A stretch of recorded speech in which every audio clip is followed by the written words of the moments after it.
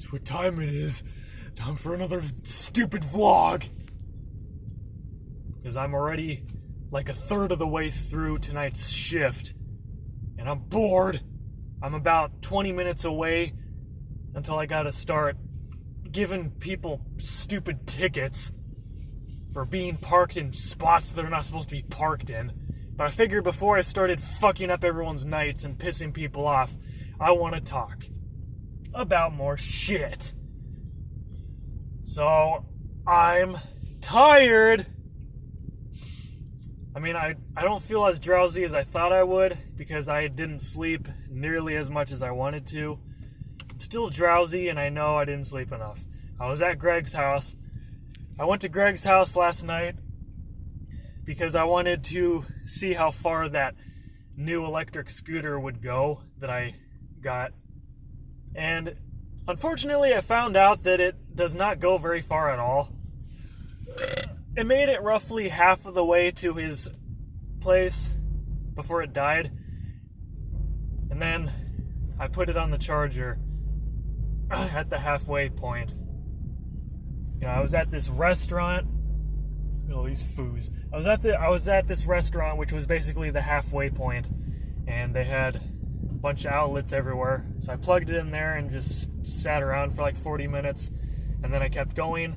But the thing is, like, it does charge fast.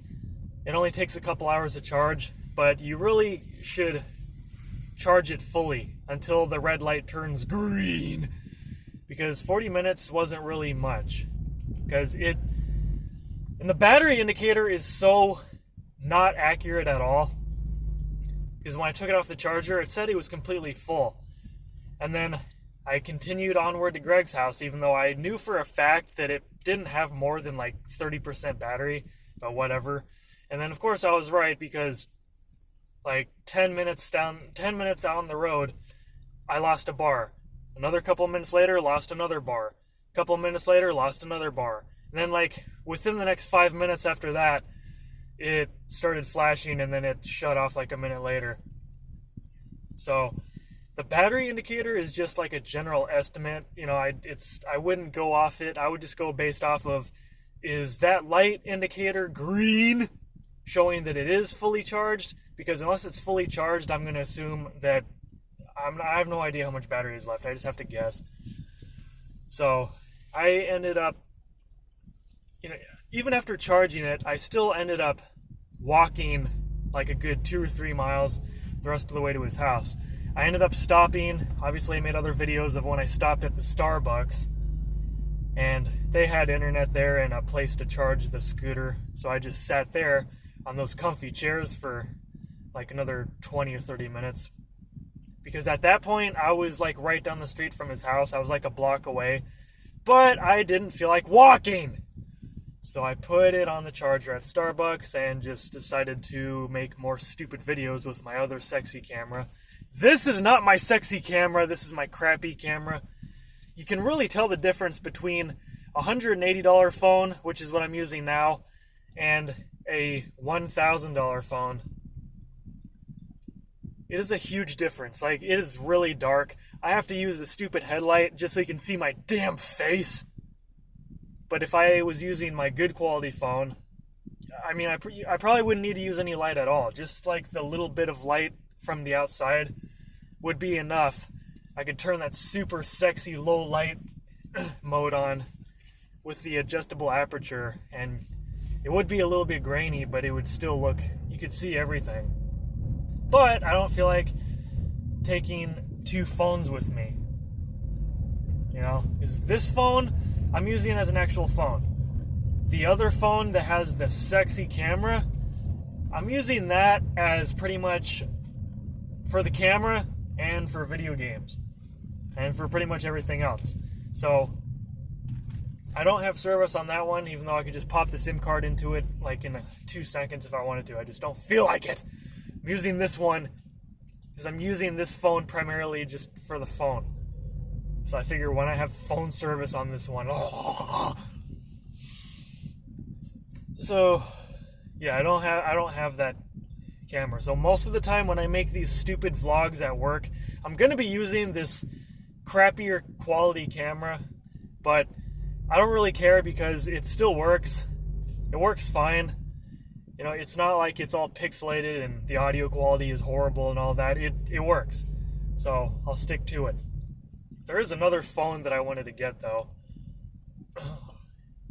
It came out right around when this phone came out. It's the Galaxy A series. A! I can't help but say that because that's what I think of. A! Yeah, Samsung has released a shitload of new phones. Just with the Galaxy A series that they released back during, like, I think towards like around spring, like close to summer, they released like 8 or 9 new phones. Why do you need that many phones at once? Why do they have to release that many phones? Give me a fucking break. That's ridiculous. There's the Galaxy A10, the Galaxy A20, the A30, which is the one that I want to get because it seems like the best value for what it has to offer. I will talk about what that phone has to offer because it is definitely the budget phone of the year. That's why I really want to get it. But then there's the Galaxy A40, I think. Then there's the A50, A60, A70, A80. I don't know if there's an A90, but I know it goes all the way up to A80, which is like a $650 phone. It's kind of ridiculous. The A80, I believe, has that module camera that flips around. So it basically has literally no bezels. It doesn't even have the camera because it basically uses the rear-facing camera and it flips it over to the other side. So you can use the rear camera as the main camera. It doesn't, after doing research on that phone, it does not seem like it's worth the $650 price tag. If I were to decide between the Galaxy A80 or the Galaxy S10e, I would get the Galaxy S10e, like, without a doubt. Like, it wouldn't even be something to really debate over, because after learning the specs of both of those phones, for the same price, even though you're getting a little bit smaller of a screen, the S10e is a much better phone. It destroys the Galaxy A80. That phone I think that phone would have been a much better buy if it was around like the $400 mark. $650 is just way too much for that kind of a phone. It still technically falls into the mid-range category. It has mid-range specs, mid-range processor. The camera is alright. There's no water resistance. There's no wireless charging, or at least I don't think there's wireless charging. It's missing some of the key features of a premium phone in that price category. Just isn't worth it. But on to the topic of the Galaxy A30, which is undoubtedly the best one out of all of the phones. The number one budget phone of the year, without a doubt. The Galaxy A30 has, I believe, the same screen size, 6.4-inch 1080p screen. And the part that really caught me off guard was that it's an OLED screen. And the phone is only $200. Like, that part just made me flip my shit. Like, I've never seen a budget phone for only a couple $100 that has an OLED screen, especially that big with that high of resolution. I was shocked. But to make it even better, let's keep going on about the specs, because the more I talk about the specs, the more it makes me want to get this phone. For $200, it just seems like a steal. Literally, the only downside to this phone is, like, the back is obviously plastic. They had to cut ties somewhere. There's no water resistance, no wireless charging, none of that stuff. It's kind of like basic bitch as far as features go. But overall, in terms of hardware, like the specs, it is amazing. It has 4 gigs of RAM, 64 gigs of storage. What the fuck else does it have? It has, obviously, USB-C, which is kind of surprising. But then again, all the mid-range phones are having USB-C nowadays. The only time you see micro USB is on those dirt cheap phones. They're like under $100. Like the Moto E5 phones you can get for like $50, or you can even get them for free. Those kind of phones usually have micro USB. I don't like micro USB. I'm like pretty much strictly USB-C now. All my phones have that, unless it's my iPhone, then obviously that doesn't have it. I wish it would. But yeah, for $200, the A30 has a 6.4-inch 1080p OLED screen. Holy crap, I cannot stress the OLED part enough. The 4 gigs of RAM, That's shocking because for this, my phone that I'm using right now has 3 gigs of RAM, and it was $180, but I bought it through a damn carrier, and they charged another $25 for an upgrade fee. So at the end of the day, it was like $205. So it's practically the same damn price.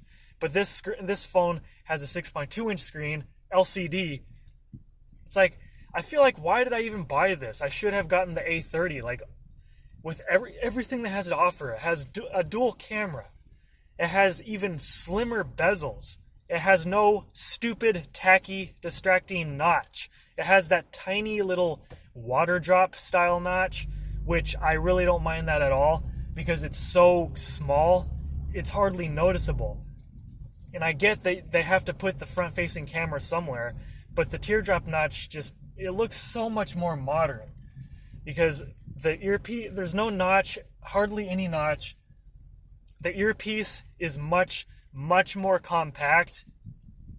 It's like right up, crunched into the very top of the phone. And then all you really see is the camera. And like all the sensors are right there. It's like, it just looks so much more futuristic compared to the standard notch that just cuts out half of the top of the damn phone. Like, it's just, I can't stand it. That's the main reason why I'm probably not getting the new iPhones that are coming out next month, because they're still going to have a notch. The notch might be a little bit slimmer. It might be a tiny bit shorter, assuming that they decide to change the notch size at all. But there's still going to be a notch on the next iPhone. And that is undoubtedly the biggest thing that I can't stand about the iPhone. And I don't get it. What the hell was so popular about the notch? Because everyone started copying the notch from the iPhone after the iPhone X came out. It's like, why? Are they just copying Apple just because they figure Apple is crazy popular with the iPhone and they wanted to see if the notch would make their phones popular? Because I can't stand notches on phones at all. I hate it. Like, that's why I'm hoping, not this year, but when the 2020 iPhones come out next year, I'm really hoping that they can preferably get rid of the notch altogether, because it's going to be a big year for phones, especially the iPhone. In 2020, we are expecting huge changes to the iPhone. You know, it's supposedly going to have 5G, and it might have USB Type-C. It's going to have an all-new design. It's going to be a beast. It's going to be incredible. It's going to blow all the other phones out of the way. It's going to probably be one of the biggest upgrades pretty much since the iPhone X came out. It's probably going to be an even bigger upgrade compared to when the iPhone X first came out. Everyone is anticipating so hard on the 2020 iPhones, and it's like, slow the hell down. Like, the 2019 iPhones aren't even out yet, and everyone is already getting all hyped up for the 2020 iPhones because everyone is expecting the iPhones that are coming out next month to be a total snore fest. It's going to basically be another S model. There's going to be very little to pretty much no changes to design other than that square-shaped camera that's going to have 3 cameras on the back. I mean, we'll have to see how that works out. But other than that, the next iPhones are going to be boring. There's not really going to be a whole lot of changes. It's going to be all under the hood. Faster processor, probably more RAM, obviously much better cameras. We're going to have a third lens on the back. And the cameras look a lot bigger too. They look a lot bigger compared to the XS cameras, so I'm going to be expecting them to be even better in low lighting for sure. So I'm guessing the third lens is going to be a wide-angle lens, so you can shoot wide-angle video. That would be pretty great. Be able to have a GoPro style, video.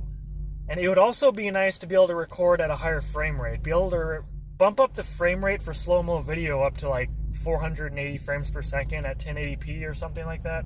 Or maybe have 4K video at 120 frames per second. That would be overkill.